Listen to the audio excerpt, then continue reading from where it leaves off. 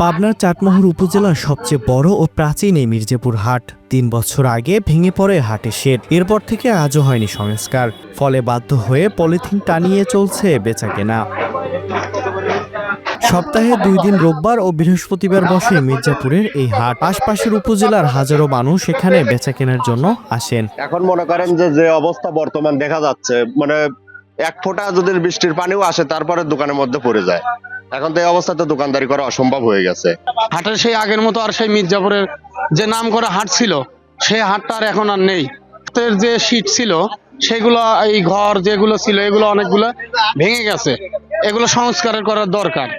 প্রশাসনের কাছে এই দ্রুত আমাদের এই শীটটা যেন ঠিক করে দেওয়া হয়। বৃষ্টি হয় কি করবো ভাই, বৃষ্টির জন্য পানি পড়ে পড়ার এইগুলা মালটাল সব ভিজে, আমাদের সব শুকনো মাল, আমরা এইভাবে তো ব্যবসা করতে পারতেছি না। বান্ডেল থাকলে প্রতি সেনমানিতে টাকা বাঁচবে। বিকাশ সেনমানি বান্ডেল কিনে জিতুন প্রতি লেনদেনে। হাটের দ্রুত সংস্কারের আশ্বাস দিলেন উপজেলা প্রশাসন। আমাদের এই বিষয়টি দৃষ্টিগোচর হয়েছে যে নিমাইচারা ইউনিয়নের যে মির্জাপুর হাট সেটি জরাজীর্ণ অবস্থায় রয়েছে। তো আমরা চাই এটি সংস্কার করতে। ইতিমধ্যে আমাদের যে উপজেলা প্রকৌশলী তাকে এটি প্রাক্কলন করার জন্য নির্দেশনা প্রদান করা হয়েছে।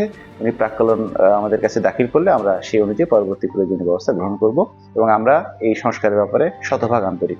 গুরুত্বপূর্ণ এই হাটের অবকাঠামো অবহেলিত থাকলে ক্ষতির মুখে পড়বে এই এলাকার ব্যবসা বাণিজ্য। সেজন্য দ্রুত সংস্কার কার্যক্রম বাস্তবায়নের দাবি স্থানীয়দের।